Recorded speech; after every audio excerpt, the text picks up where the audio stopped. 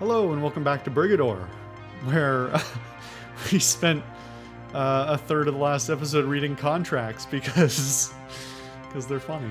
Space contracts. Alright, anyway. On to the next mission in the campaign. C1 to Wild Homes. Bayander has been requested for an intelligence briefing. This is L. Wrightston, reassuming contract dispatch. Ripley Snell, you are among the first Corvids as well as AGRAV pilots to apply for contracts. Welcome to the SNC. In our supervisory capacity, we will walk you through your final clearance necessary to operate as Brigador.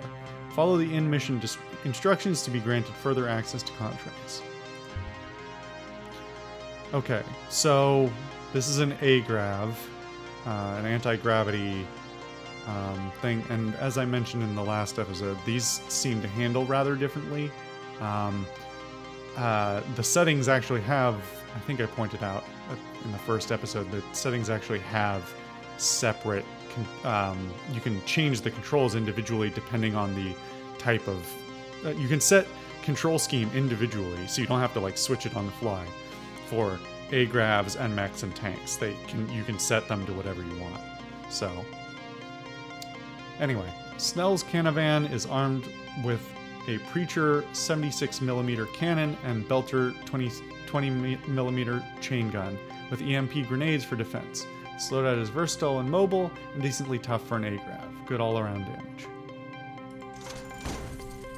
Leaving through a spaceport early on a freelance operation disables any completion bonuses, but may be the right decision if completing the entire operation is in question. Dead Brigadors don't earn much. Alright. Alright, so, I can't really... I mean, because you can't see my hands controlling this, it's a little hard to tell, but, this is like the other AGRAV that I tried in freelance mode. So, this is, the control scheme I do have... These are both, set as screen absolute by default. Like I mentioned, and like Mandalore mentioned in his video, again, watch his if you haven't already. In this version, in this re-release of the game, they changed it from relative to screen absolute, relative being tank controls. However, oh, I guess the tank and mechs are together, but anyway, they control the same anyway. So I don't know if if it's different only because the AGRAVs I've tried do not have a turret, so you're like rotating the whole thing because there's not really any reason not to. I mean, when you're not attached to the ground, rotation is not such a big deal. But anyway, if it's not entirely apparent, this is still relative. So, but so it's still technically using tank controls, but it's a very different type of tank controls because I still have. It's essentially it's like I'm holding E with a tank all the time because I'm just holding W right now, and it's going forward based on that, but then left and right are strafing. Regardless, just relative to the tangent to the direction I am pointing. So it's rather different. Is the game about to explain this to me to also undercut my need to do this? Okay, we already learned this. So this is the problem, is I'm expecting it not to be this way. Like, the idea of going, like, if I just hold, like, left... It's weird. It's very weird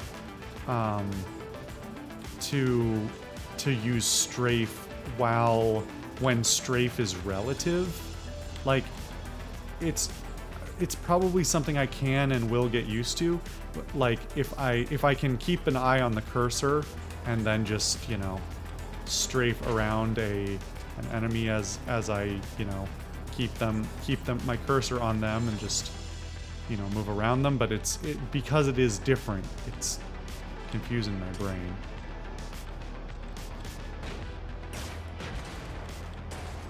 AGRAVs can fly over low cover. Oh, they can ground pound, okay.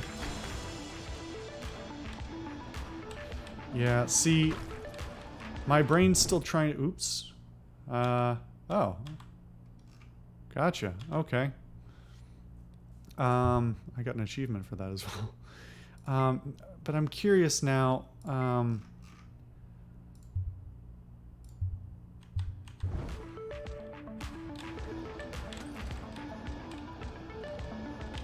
you know, the egg, I might go back to screen absolute on this. Just because, like, having a more constantly changing, like, when you're trying to aim with one thing, right, and then it doesn't give me quite as much nuance in the control, but it makes more, well, let me try it as relative, and then if it just is not working for my brain, I'll go back.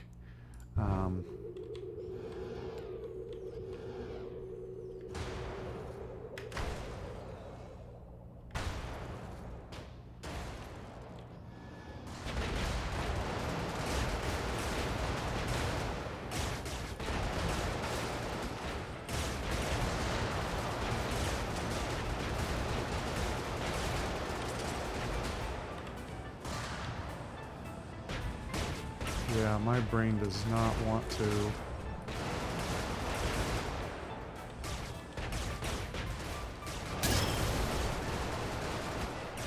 I mean, it's not so bad because I've got, this thing has quite a bit of health relative to its size. Well, I say that, but I'm almost dead now.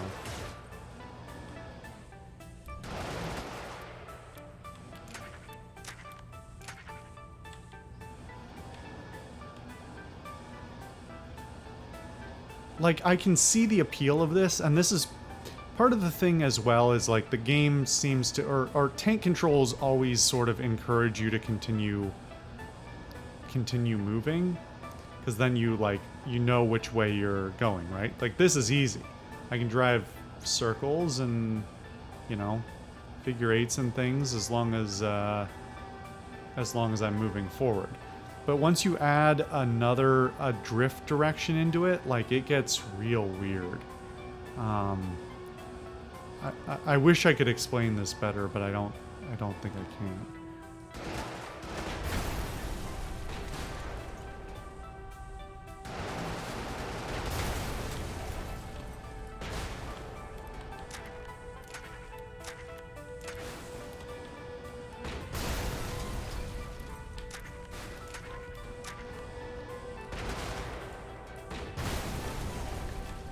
You'll also notice that since I've taken quite a bit of damage to my hull, the screen got darker, which is not something I love, but it is a decent way of indicating that something's gone a little bit wrong. Control the toggle center camera. Right, okay. Yeah, I might have to keep the center camera also has an effect, because when your mouse does not stick to one, because if you have the camera centered on, hold on, I'm gonna have to try that again to figure out if I'm right. Miss Snell, good work on the last mission. We knew it was fairly close quarters for a combat zone. We just needed to ensure proper targeting reticle calibration before assigning you any higher level contracts. Sorry for the extra message traffic, but why does the name Snell sound familiar?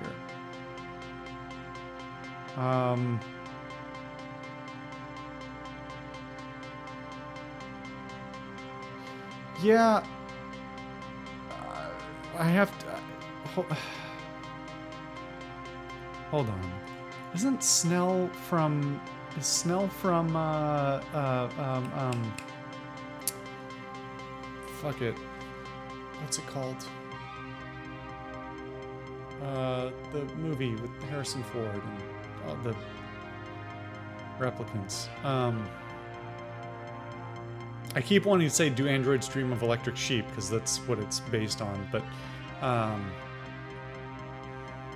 fuck, what is that called? Okay, you know what I'm talking about. Hold on, now I have to look it up to quell my madness.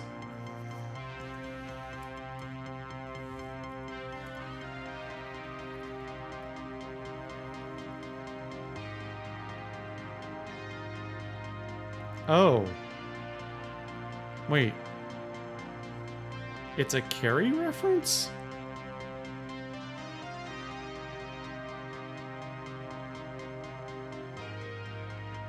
Is that right? Wait.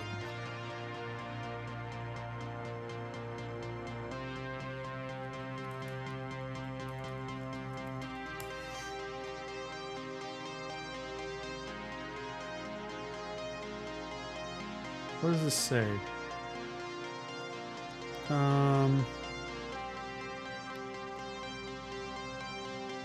I mean, the name Ripley is obviously a alien reference, but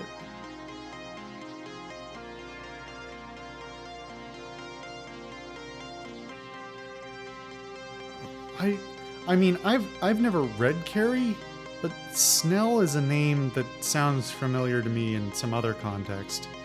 And all the responses, most of the responses are about Ozark, which is something I've been meaning to watch but haven't.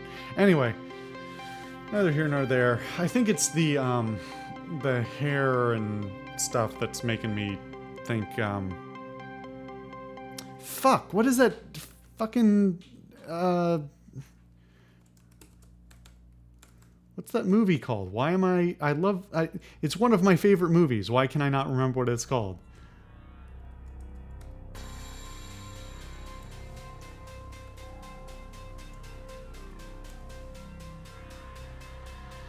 Blade Runner. I don't know why they called it that. It's a weird name. Anyway. Alright. 2. Autobahn Music Box. Alright. We already read this. Somebody tell me I'm not crazy for thinking Snell is a different reference. I checked the wiki to see if it said what the reference was, but it doesn't. So, anyway, let's just move on.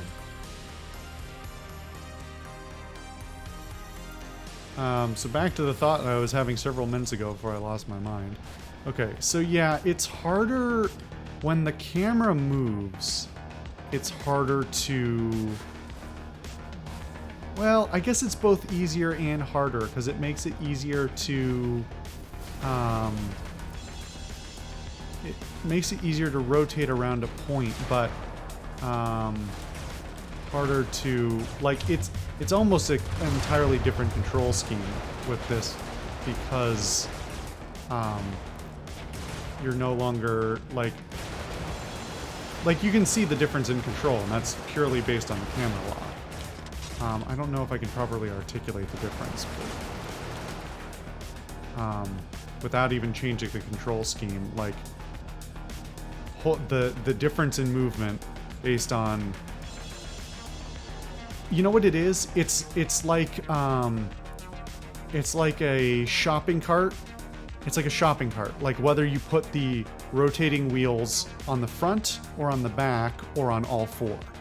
And this is something this is a weird thing that I'm going to bring up as well, because apparently outside of the United States, it's extremely common for shopping carts to have rotating wheels on all four, for all four wheels, which makes a lot of sense to me. And that's also, so if you ever go to either like a home goods store or a big box store, like Home Depot or Costco respectively, they have two different kinds of carts. They've got the regular shopping carts, regular American shopping carts, which have rotating casters in the front and fixed casters in the back. And that's kind of what this is like, because your pivot point is essentially at the back of your motion, and you have to sort of, the front is what has the maneuverability, and then they also have like flat carts, which often, well, depending on the kind you get, they either have 4 rotating casters or the rotating casters are at the back instead of the front. And that's more like this, where, wait a minute. Well, no, I guess my analogy is bad, but I'm going to talk about this anyway because it's something I have thoughts about. Where if you have the, well, no, I guess I'm right. If you have the rotation at the back instead, then the front is your pivot point. So you're rotating around. You're essentially rotating around that instead. So if I use this dot on the ground, it's still hard because it's you know, relative instead of absolute. I can explain it better if I switch it to screen absolute. Now this isn't about the control scheme anymore, it's about shopping carts. Welcome to the Social Solipsis channel. We're all mad here. So that gives you, if the rotating casters are at the back, that gives you more control over where you are pointing. And you drag the back around to meet it. Whereas if the front has the rotation, then essentially the front is, or the back is following the front. Now I'm just explaining it badly, but you get my point. Weird things my brain spends too much time thinking about. I am going back to the relative control though.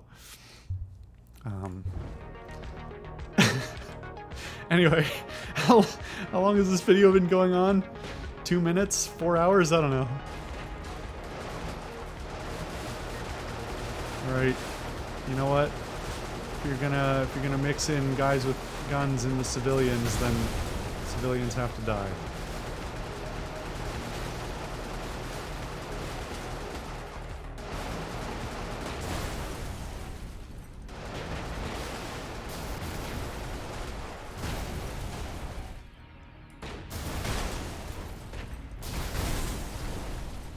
Okay.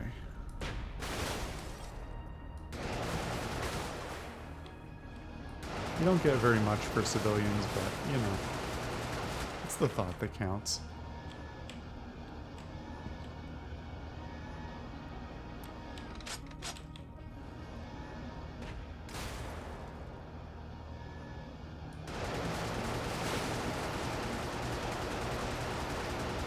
Anyone else?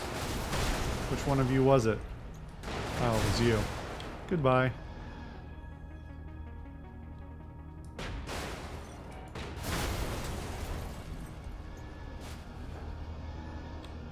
Press. Oh, yeah. Okay.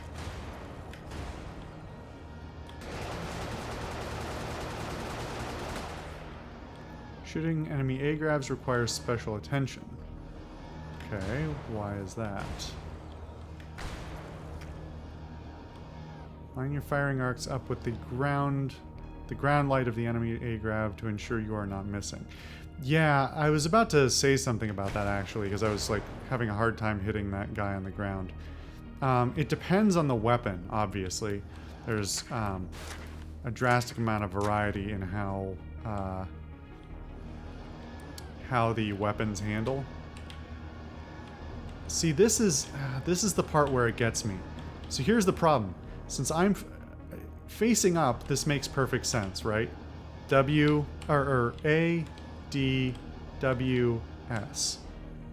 Forward, back, left, right.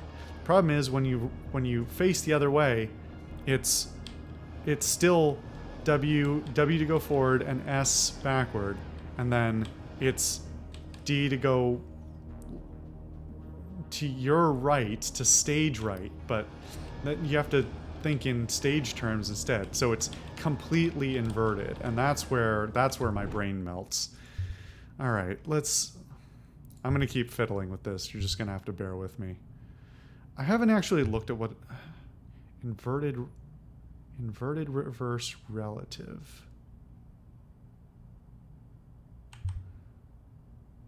Controls are relative to the unit's orientation. Relative controls with inverted strafing while reversing. That doesn't matter to me. That's actually more confusing. Because I'll show you what that is. Suddenly you start backing up. If you're going forward, so if I press W and D, which is up and to the left, it goes down to the right, or up and to the means down to the right. It goes, fuck it, you know what I mean. It goes reverse. But the problem is, because your direction is so this is W and D, this is S and D. So your strafe direction inverts depending on your acceleration direction, which is, why would anybody want that? Because it's nice that they have the option though. So let's see. Controls are tile aligned. Forward is towards. Controls are screen aligned. Controls are tile aligned. Oh, so this is like a 45-degree rotation. One way or the other. Ah, so this is for the like isometric people. I play a lot of isometric games, but let me just make sure I'm right about that. So, yes. So, yep. This is W and S, D and A. So, yeah. Huh. I can sort of see the appeal of that. It doesn't make sense to me. Actually, maybe it's because I'm expecting to be left tile absolute.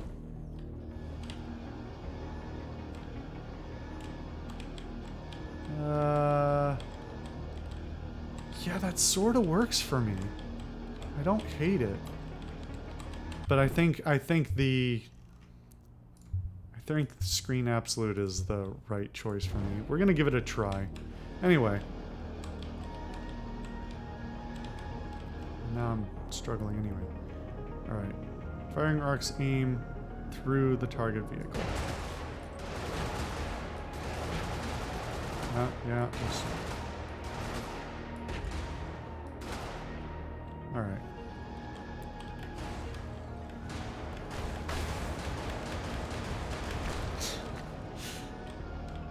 If the enemy health bar does not display, you are not hitting the A-grav.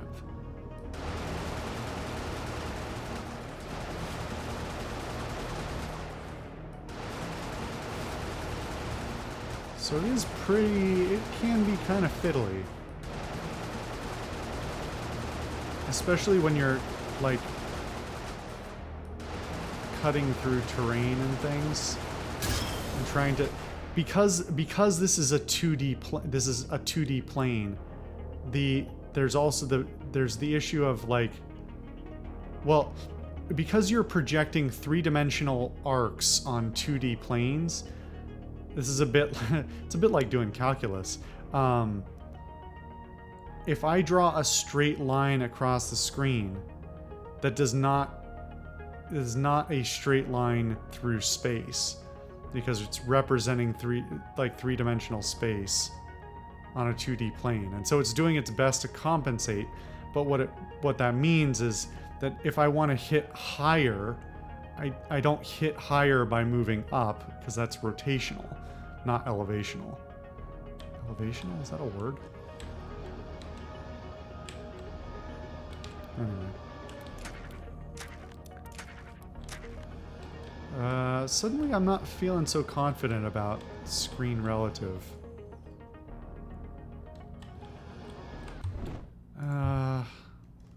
Why are neither of the... Why is my brain not happy with either of these options?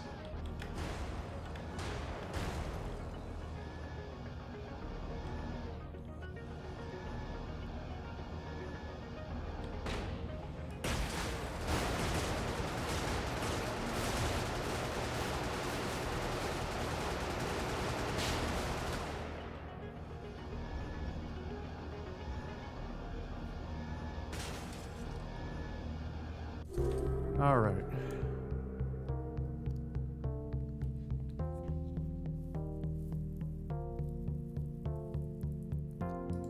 Not bad. Okay.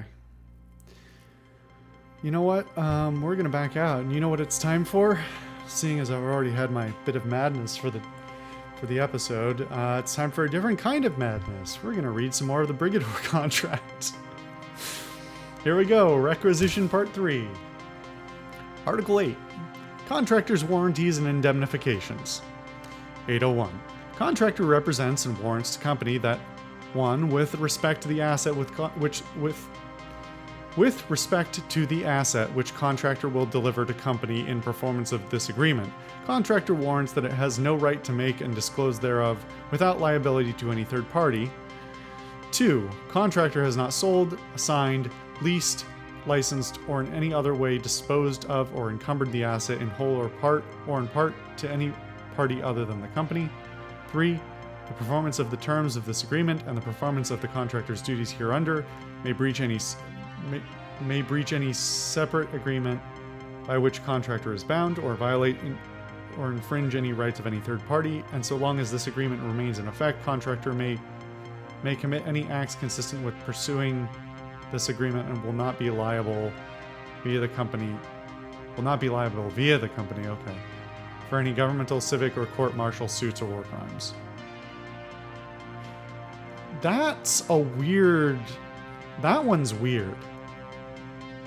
If I'm reading that right, that essentially claims indemnity from the law as part of the contract.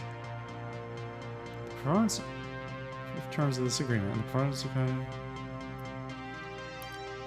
The performance may breach any separate agreement as long as the agreement remains in effect. Contractor may commit and will not be liable. This is oddly worded, and I'm not sure it's meant to be worded this way. Because this essentially gives the contractor indemnity, not the. And usually, I mean, this is a contract with the company. You'd think the company is the one who wants indemnity from liability from the actions of the contractor. But that's not how this reads, unless I'm reading it wrong. Somebody in the comments will help me out with this one. Somebody more well-versed than me. 4. There are no and there will not be any liens, claims, or encumbrances against the asset which would derogate from or be inconsistent with any of the company's proprietary rights with respect thereto. Okay, essentially saying the contractor can't put a lien on the planet, which is kind of funny. 5. Contractor represents and warrants that it is and at all times during the term of this agreement will be the holder of all its consents necessary for it to perform its obligations hereunder. And 6. In the event that there are any litigation or other claim pending or threatening, or a fact which may be the basis of any claim against the asset or contractor, the contractor may take any action which I think they fucked up their legalese. Any basis of any claim against the asset or contractor, the contractor may take any action which would prevent interference with the rights of the company under this agreement. This reads more like a privateering contract, which is not what you would expect. So, if you're not familiar with privateers, privateers in the essentially from the, I don't know when the first privateering contracts were, maybe the 1600s, maybe earlier, I don't know. Anyway, essentially they were government or government signed contracts for legal piracy, as especially in essentially all in the name of like England and Spain and a few others, to a lesser extent, France, basically saying, listen, we the country, we the crown, because it was always monarchs at that point, will give you legal indemnity to operate as pirates, as long as, well, of course, international law isn't a thing then, but we have enemies. This other country is our enemy. Here's a contract to go pirate against all of their ships, and you bring us back a portion, and you get to keep the rest. It was, dangerous, but supposedly legal because of this privateering thing, and multiple countries did it against one another. What's interesting is this is different from the rest of the contract, because the rest of the contract reads like a, most of the rest of the contract reads like the kind of, shitty corporate contract you get these days, where the employer claims all rights and all indemnity from liability, while still claiming rights to any assets in any way related to your contract with them. This third part reads more like privateering, because it's essentially saying the contractor may wait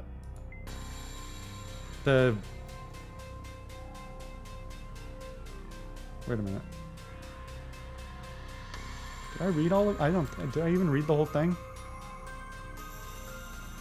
I was looking for a specific bit of wording, but I don't think I even read the whole thing. Anyway, the contractor may take any action which would prevent interference with the rights of the company under this agreement. So it essentially says you have carte blanche to go fuck shit up, as long as you're doing it in the name of the company, in the company's interest, and that you will not be held liable for war crimes and lawsuits and all that. Again, I'm no legal expert, no expert in legalese, but this reads like very differently from the rest of it. Again, having somebody in the comments to correct me or affirm what I'm saying, it's an interesting difference. Anyway, 802, contractor will indemnify and hold company free and harmless. Here we go. This is more along what I was. I mean, that doesn't negate the prior part, but this is more like what I was expecting. Contractor will indemnify and hold company free and harmless from any obligations, costs, claims, judgments, attorney's fees, undertaker's fees, mortician's fees, and attachments arising from, growing out of, or in any way connected with the services rendered to the company under this agreement. 3. The representations, warranties, and indemnification rights set forth in the agreement shall survive execution of this agreement. The performance of the obligation of contractor hereunder and cancellation or termination of this agreement shall survive execution of this agreement. The performance. Am I reading that right? That reads to me like it's saying your indemnity continues beyond the execution of the agreement. I'm not sure if I'm getting that right. Anyway, let's read the rest of the contract. Got all day. Article 9, General Provisions. 901. Any notice required under this agreement to be served upon company shall be delivered verbally or in writing and shall be deemed effective when served personally or directly transmitted and recorded. Any mailed or transmitted notice to the company that is intercepted or witnessed by an outside party shall be grounds for termination of contractor or persons acting at contractor's behest.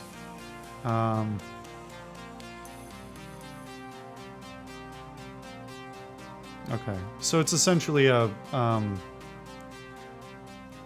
that's similar to what's it called? Like standard receipt of delivery laws, but also with the caveat of you got to keep it secret or it doesn't count. This agreement supersedes 902. This agreement supersedes any and all agreements, both oral and written, between the parties with respect to the rendering of services by contractor for company, and contains all of the covenants and agreements between the parties with respect to the rendering of these services in any manner whatsoever. Each party acknowledges that no representations, inducements, promises, or agreements, written or oral, have been made by either party, or by anyone acting on behalf of either party, that are not embodied in this agreement. No modification of this agreement will be allowable. Contractor shall be deemed to have the status of an independent contractor, and nothing in this agreement shall be deemed to place the parties in the relationship of employer-employee, principal-agent, partners, or joint ventures. Contractor shall be responsible for any withholding taxes, payroll taxes, disability insurance payments, unemployment taxes, and other similar taxes or charges in the payments received by contractor hereunder. Company shall have no responsibility or liability of any kind to any subcontractors providing services to or for the benefit of contractor. Man, you could have snipped this section right out of some employment contracts I've had in the past. If contractor dies, 904. If contractor dies or is dissolved prior to completion of this agreement, any monies that were to be due to contractor from company for services rendered prior to the date of death or dissolution should not be paid in any portion to contractor's executors, administrators, heirs, personal representative, successor, or assigns. The company accepts contractor death or dissolution as being in breach of the agreement. 905. If any action at law or in equity, including an action for declaratory relief, is brought to enforce or interpret the provisions of this agreement, the contractor will be held responsible for deflecting any court investigation in addition to rendering any other relief to which the company may be entitled. The attorney's fees may be set by the company in the same action or in a separate action brought for that purpose. This agreement may be executed in any number of counterparts, which together shall constitute the contract of the parties, in witness whereof the parties have hereunto set their hands and seals the day and first year above written. Company, Solo Nobody Concern, aka SNC, and Redacted Company. Whew. Okay. That was a lot. Hopefully that's interesting. Hopefully this game is interesting. Hopefully you're enjoying it. As always, leave comments, especially if you're legally inclined. I always find that kind of stuff kind of fun, even in my with my layman's understanding. But yeah. Anyway, thank you guys as always for watching, and I will see you guys next time for more Brigador.